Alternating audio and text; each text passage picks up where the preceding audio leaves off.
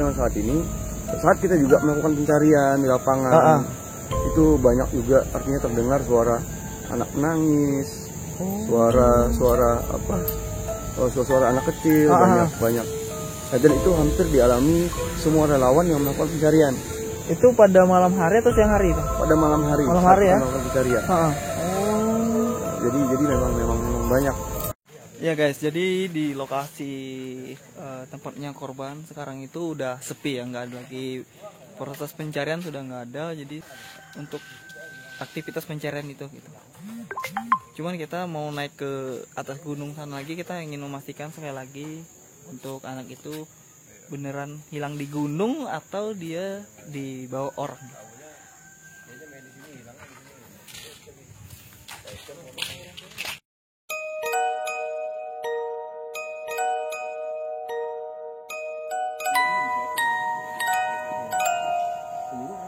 Sedikit ceritakan bang, gimana bang, kan di depan tuh ada rumah kosong, itu gimana bang ya? Kan waktu malam itu yang lagi rame-rame katanya anak itu disembunyikan rumah kosong, itu gimana bang?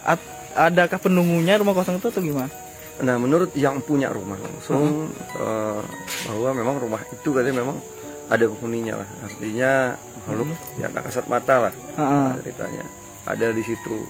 Tapi nyatanya sampai sekarang yang ditemui oleh warga masyarakat memang yang jelas binatang melata yang banyak di situ. Artinya yang di ini nih. Dan yang punya juga ngomong bahwa di dalam itu juga ada makhluk astral lah. Oh, di dalam rumah itu? Di dalam rumah itu yang juga yang berbentuk kayak ular apa gitu ya, dalam situ. Sehingga nggak ada juga masyarakat yang mendekat situ, nggak ada juga yang berani. Ya, tapi sebelumnya kan itu udah ada ini bang, petunjuk dari orang-orang paranormal tuh. Itu sudah dicek atau gimana bang? Ya itu tadi pertama pengen dicek ke rumah itu kan. Pengen dicek, cuma nggak ada yang berani. Nggak ada yang berani gitu ya? Karena itu tadi lah, karena banyak binatang melatanya kan. Saat itu juga nggak dapat izin dari yang punya rumah. Oh, yang punya rumah ini kemana bang? Rumahnya nggak di sini dia. Artinya jauh dari inilah. Dia di berapa? Ada di luar daerah. Oke. Nah ini bang, hari keberapa bang hilangnya anak ini bang? Hari ini hari ke-12. Ke-12. Oke, dari hari ke-12 itu adakah tanda-tanda itu bang atau gimana bang? Sampai saat ini. Dari hari pertama sampai hari ke-12 ya, nggak ada satu tanda atau yang menunjukkan keberadaan si Hasbi. Itu nggak ada. Berarti pencarian udah diberhentikan nih bang? Ya, pencarian diberhentikan sejak hari ke-10. Hari ke-10 ya? Ya, itu sudah dihentikan. Jadi nggak ada sama sekali pencarian lagi. Oh, terus gimana bang sama orang tuanya si korban? Apakah dia sudah mengikhlaskan untuk kepergian anaknya yang hilang itu atau gimana bang? Untuk mengikhlaskan, ada bahasa seperti itu yang diutarakan sama orang tua, mengikhlaskan semuanya, kembalikan kepada Allah semua. Namun ya orang tua juga masih ikhtiar lah, ada usaha untuk melakukan pencarian. Mungkin di kalangan keluarga mereka mencari penyisiran yang berada di luar daerah, kemana gitu. Itu sih. Tapi sebelumnya itu bang, memang anak itu hilang sendirinya atau ada info-info bahwa anak itu dibawa orang gitu? Karena ini kan banyak paranormal yang mengatakan anak itu disembunyikan di sini, anak itu dibawa ke sini gitu. Itu gimana bang? Ya, kalau yang saksi yang ada di lapangan mengatakan bahwa anak itu dibawa kai lah, atau orang tua lah, yang sepuh lah bahasanya, menggunakan sepeda motor. Artinya meninggalkan dari titik tempat terakhir dia bermain. Nah, itu kesaksian. Namun warga masyarakat tetap mengaitkan kepada hal yang mistis, karena didasari atau dilatar belakangi oleh sejarah gunung ini. Sejarah gunung ini yang memang ya penuh misteri lah. Oh, penuh misteri. Berarti di gunung ini bukan satu kali ini hilangan, satu kali ini, per 5 tahun biasanya ada orang hilang. Dan ini pas hari tahun kelima lah. Tahun kelimanya ya. Gitu.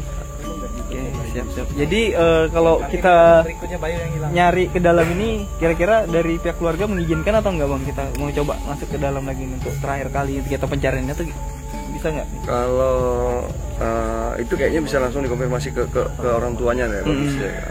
Tapi pencarian untuk ke gunung ini sudah diberhentikan ya? Diberhentikan. Tapi tetap masih pencari melalui pihak kepolisian gitu ya? Iya. Oke bang, makasih bang waktunya bang. Dan oke teman-teman, itulah video dari dari abangnya tadi yang ngasih keterangan bahwa pencarian ini telah diberhentikan, bukan diberhentikan untuk mencari, cuman untuk yang hal mistisnya udah diberhentikan, tidak dicari lagi. Iya guys, jadi kita naik ke puncak gunung ini terakhir kita melakukan penelusuran. Kita naik ke gunung. Jadi gunungnya di sini nih. Tempatnya hilang tuh bagian sini. Sini bang ya, hilangnya bang ya. Situ ya. Jadi di lokasi ini ada kain putih, ada mangkok putih, terus apa di situ ada uang, nggak tahu tuh uang apaan. Nah ini sebagai mediasi untuk pencarian Muhammad Asbi. Cuman sampai saat ini belum ada ditemukan. Dan ini kita naik ke atas gunung untuk menyisir lagi lokasi ini. Siapa tahu ada tanda-tanda tuh titik yang bisa kita ikuti. Ya, jadi untuk naik ke atas gunung ini lumayan tinggi ya teman-teman. Ini yang kedua kalinya aku melakukan penyisiran. Yang sebelumnya udah juga itu sama paranormal, dan sekarang itu sama warga biasa.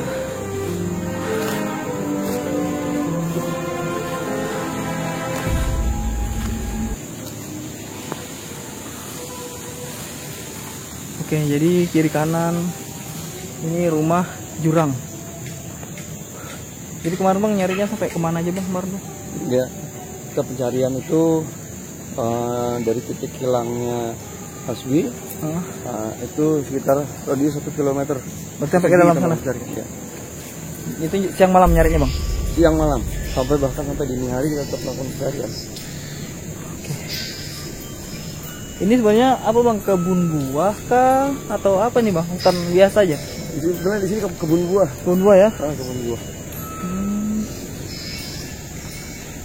Terus yang abang cerita tadi itu bahwa di sini ada orang yang hilang ditemukan, itu sama di sini ditemukannya atau tempat lokasi yang berbeda bang? Enggak, tetap ditemukannya di sini. Ada yang di sini hilang di bawah gunung ini. Bawah sini ya? Tapi masih bersambung dengan gunung ini. Hilang di sini juga. Itu dari maghrib hingga pukul 12 malam baru ditemukan. Itu Ibu Maspa. Iya, Ibu Maspa. Ibu Maspa ya. Ibu Maspa. Sekarang masih ada orangnya? Masih ada ya. Dan sempat memberikan kesaksian juga. Sama. Iya. Itu dari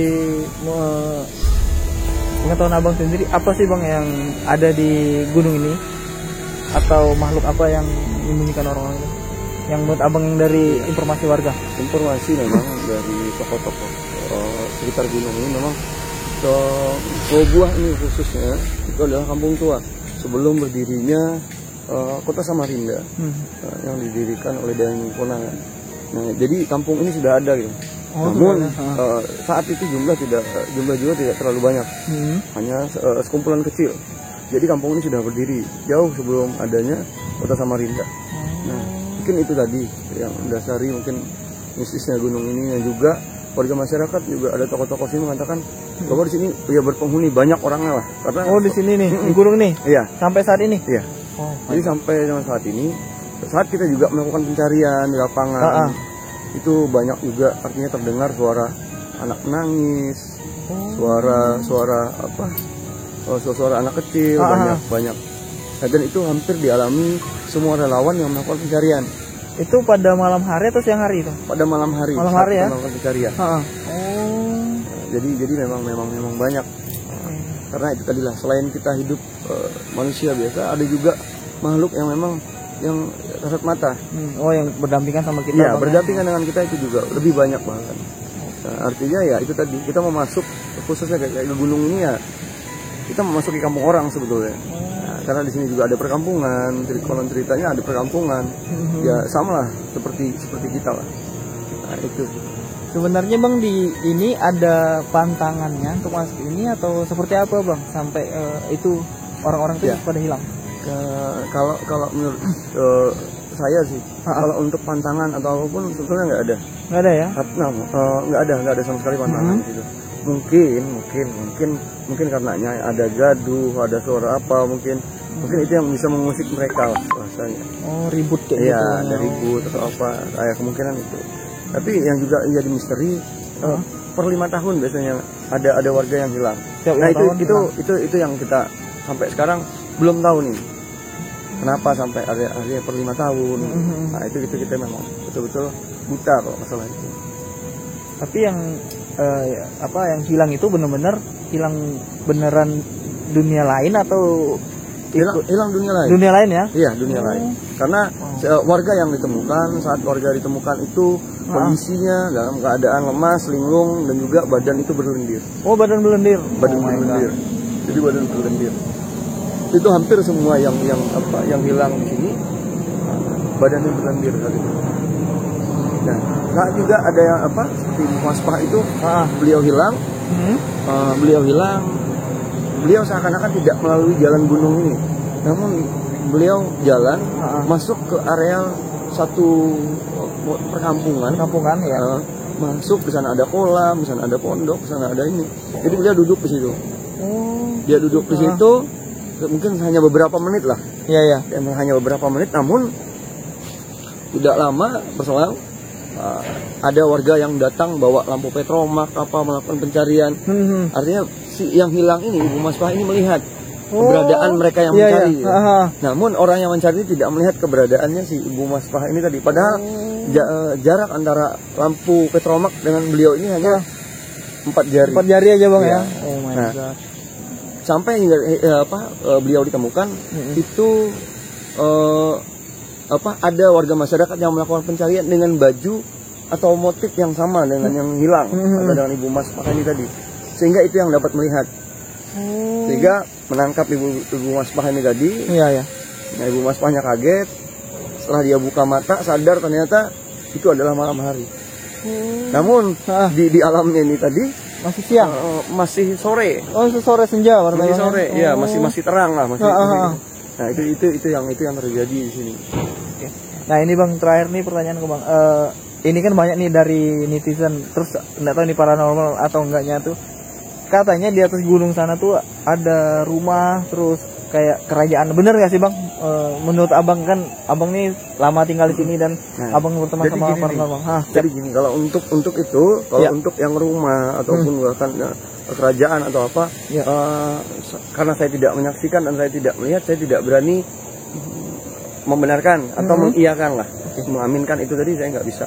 Namun saya juga pernah tinggal di sini, saya juga pernah mimpi bahwa istana kerajaan seperti yang disebutkan tadi itu ada di Gunung Putri. Oh di Gunung sebelah Putri. Gunung dari sebelah gunung ini. Ya. Itu juga saya di mimpi. Saya ditunjukkan tempatnya, tekstur bangunannya itu seperti apa. Saya melihat dengan jelas di mimpi itu. Bahkan yang namanya Gunung Putri, saya juga pernah langsung didatangi oleh sosok wanita itu tadi berbaju putih, berambut panjang, yang di konon ceritanya itu dipercaya sebagai putrinya itu. Dari 7 putri itu adalah salah satu putri gitu. Karena di sini ada 7 putrinya. Oh di sini ada 7 putri. Nah konon ceritanya begitu. Jadi saya melihat sendiri dengan sadar, dalam keadaan sadar, terbangun, memang ada di depan saya. Depan langsung bang gitu ya? Iya, itu pernah saya alami gitu. Itu cerita nyata itu bang? Nyata itu. Iya teman-teman, jadi abang ini pernah ketemu sama sosok putri penunggu Gunung Putri ya, namanya Putri juga ya? Iya. Oke, jadi abangnya, jadi di sini kalau bilang teman-teman itu bohong segala macam, hoax, itu enggak, itu beneran nyata dan abangnya sendiri yang menyaksikan. Iya betul. Ya ini bang, pesan-pesan bang buat orang tua terhadap anaknya ini apa bang, biar tidak terjadi lagi peristiwa yang seperti ini bang. Iya, saya sarankan aja buat warga masyarakat atau buat siapapun, memang tidak ada salahnya. Orang tua dulu menyebutkan bahwa untuk tidak keluar rumah pada saat maghrib karena memang artinya di situ pergantian waktu ini tadi. Pergantian waktu, begitu juga di alam yang dunia lain gitu. Artinya di situ juga mereka beraktivitas atau apa, mereka keluar dan sebagainya. Mungkin saja kita keluar saat itu mungkin berpapasan dengan mereka atau bertabrakan dengan mereka sehingga membuat mereka marah dan sebagainya. Ya kita wallahualam kita nggak tahu, tapi itulah untuk kita menghindarinya gitu. Menghindarinya lebih baik maghrib, lebih baik di rumah. Di rumah ya. Iya. Oke bang, ayo let's go, kita mungkin ke bawah lagi karena sudah selesai pencarian kita. Ya guys, jadi ini pencarian kita udah selesai sampai ke atas, dan sejauh ini juga kita belum ada dapat tanda-tanda bang ya. Akhirnya ekstra hati-hati. Oke ya, jadi aku mau turun lagi ke bawah, kita mau cari kesaksian yang lainnya, siapa tahu ada kesaksian yang bisa kita minta keterangan yang bisa membantu untuk pencarian si Muhammad Hasbi. Ya guys, jadi aku sudah ada di rumah orang tuanya Hasbi, dan di sini aku bersama orang tuanya Hasbi yang di sana. Jadi kita mau nanya-nanya masalah Hasbi, pencariannya ini seperti apa sih?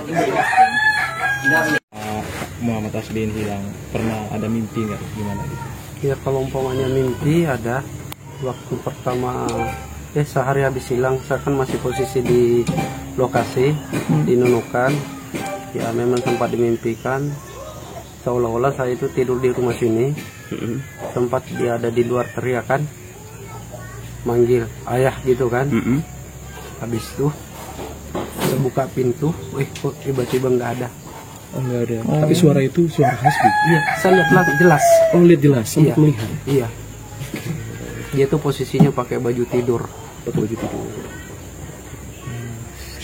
Sama siapa dia dulu pas ya. Pas buka pintu kan ada Hasbi sendiri ya. Iya. Jadi di pikiran saya, anak saya ternyata sudah pulang. Tatonya ya entah itu apa sugesti saya atau mimpi benarnya ya saya nggak tahu. Yang jelasnya ya saya tidur di saat itu ya, langsung buka pintu, tatonya ya nggak ada. Iya.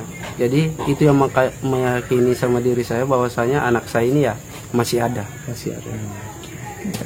Pak, sejauh ini proses pencariannya seperti apa Pak? Kalau umpamanya proses pencarian dalam dunia nyata ya, untuk saya pribadi sih sama teman-teman yang lain ya masih di sekitar wilayah Samarinda ini. Samarinda ini aja ya. Iya. Ini kan sudah memasuki hari ke-12 pencarian, korban Hasbinya sendiri belum ditemukan. Harapannya sendiri apa Pak? Ya harapan saya ya bagi teman-teman ya entah di mana aja berada ya, harapan saya ya kalau seumpamanya ada menemukan Muhammad Hasbi ya tolonglah ya minta kerjasamanya dibalikin ya ke rumah. Kalau umpamanya nggak berani langsung ke rumah ya kan bisa ya nitipkan di mana yang sekiranya Muhammad Hasbi itu tahu ya kan. Nah orang tersebut kan bisa ngantar ke rumah. Kalau yang umpamanya nggak berani kan begitu ya. Itu sih harapan saya. Begitu karena kenapa ya saya yakin banget bahwa anak saya ini masih ada. Begitu. Untuk proses pencarian di dunia mistisnya ini gimana Pak? Masih dilanjutkan atau gimana? Kalau seumpamanya dalam dunia mistis ini ya bukannya saya nggak percaya, tetap saya percaya. Tapi kalau umpamanya hal seperti itu ya ada teman-teman dalam dunia mistis mau bantu ya nggak jadi masalah ya, saya terbuka. Kayak gitu karena kenapa ya namanya orang membantu ya kan, masa kita menolak kan begitu. Berarti pada intinya untuk pencarian di gunung sendiri ini masih lanjut atau udah dihentikan? Ya untuk sejauh ini kan nggak ada lagi yang datang. Begitu. Berarti untuk saat ini dihentikan dulu Pak ya? Iya. Kalau dari Bapak sendiri upaya apa yang dilakukan Pak? Apakah ada proses pencarian secara mandiri atau gimana? Kalau saya pribadi sih ya kan saya kerja keras betul bagaimanapun caranya. Saya harus benar-benar berusaha ini ya, bagaimana caranya ya anak saya ini benar-benar ya saya dapatkan. Saya pun pribadi juga saya nggak masuk kerja ya demi anak saya. Sudah berapa hari kan? Kalau umpamanya masa beberapa harinya nggak masuk kerja kurang lebih ya sudah 10 harian. Berarti semenjak dikabarkan Hasbi? Iya, semenjak saya dikabarkan. Untuk dari informasi dari kepolisian sendiri apa yang didapatkan saat ini? Ya untuk informasi dari pihak kepolisian dia tetap masih membantu ya melakukan pencarian ya. Karena kenapa saya sempat kemarin ke Polsek, dia bilangnya ya kita siap ya membantu ya kan Bapak Hasbi ya, bagaimana caranya anaknya sampean ya ketemu gitu ya. Iya. Oke. Ya. Izin Pak, nama Bapak saya Pak? Oh nama saya kan Soeharto. Usia berapa Pak? Usia 36 tahun. Iya. Terima kasih banyak Pak Soeharto. Oke. Kita udah dapat wawancara dari orang tuanya Hasbi langsung, dan untuk proses pencariannya untuk secara mistis atau ritual itu diberhentikan untuk sementara. Tapi jika ada teman-teman yang yang bisa membantu, langsung diperkenankan langsung ketemu sama Bapak Hasbi aja. Jadi langsung ke lokasi untuk tahu gimana anak itu hilangnya gitu. Ya mungkin videonya sampai di sini aja. Semoga video ini bermanfaat dan bisa menjadi motivasi buat kalian semua. Dan jika kalian punya anak, tolong anak kalian dijaga, jangan dikasih keluar senja-senja karena banyak sekali peristiwa yang terjadi di Samarinda ini ya, terutama di Loak Buah.